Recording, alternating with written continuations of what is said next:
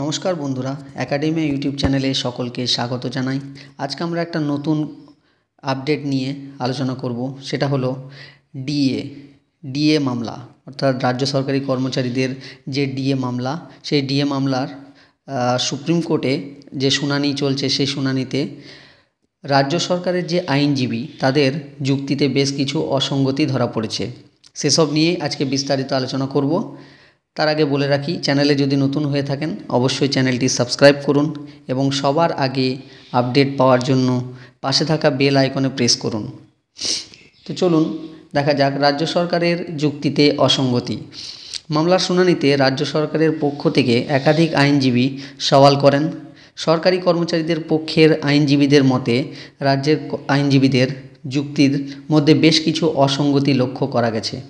যেমন একজন আইনজীবী বলেন যে ডিএ প্রদানের জন্য কোনো নির্দিষ্ট নিয়ম তৈরি করতে আদালত সরকারকে বাধ্য করতে পারে না। অথচ অপর এক সিনিয়র আইনজীবী বলেন যে ডিএ দিতে হলে সরকারকে বিপুল পরিমাণ টাকা ধার করতে হবে, যার জন্য নির্দিষ্ট পদ্ধতির প্রয়োজন।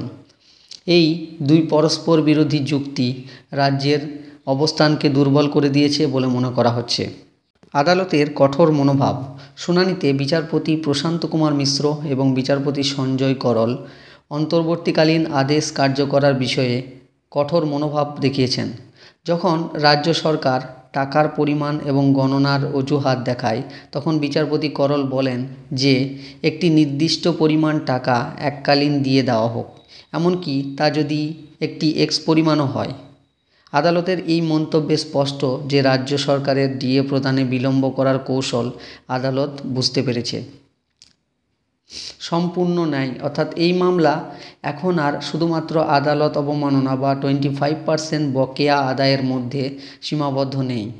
আদালত সম্পূর্ণ ন্যায় প্রতিষ্ঠার দিকে এগোচ্ছে, যার অর্থ হলো ডিএ সমস্যার একটি স্থায়ী সমাধান।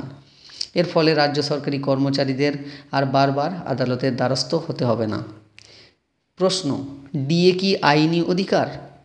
রাজ্য সরকার বারবার দাবি করে আসছে যে ডিএ কোনো মৌলিক অধিকার নয়, কিন্তু মামলাকারীদের পক্ষের আইনজীবীরা জোর দিয়ে বলেছেন যে এটি একটি আইনগত প্রয়োগযোগ্য অধিকার, লিগেলি এনফোর্সেবল রাইট, যা মৌলিক অধিকারের সমতুল্য। এই মামলার চূড়ান্ত রায় রাজ্য সরকারের স্পেশাল লিভ পিটিশন খারিজ করে দিতে পারে এবং AICPI অনুযায়ী 100% ডিএ দেওয়ার নির্দেশ দিতে পারে। মামলাকারী সংগঠনগুলি তাদের যুক্তি নিয়ে সম্পূর্ণ প্রস্তুত এবং তারা এই মামলার জয়ের বিষয়ে যথেষ্ট আত্মবিশ্বাসী। এই মামলার চূড়ান্ত রায় রাজ্য সরকারি কর্মচারীদের জন্য একটি বড় জয় নিয়ে আসতে পারে এবং তাদের দীর্ঘদিনের দাবি পূরণ করতে পারে। এখন দেখার বিষয় আদালত কবে এই ঐতিহাসিক রায় ঘোষণা করে। তো বন্ধুরা, আজকে এই পর্যন্ত। দেখা হচ্ছে পরের ভিডিওতে। ধন্যবাদ।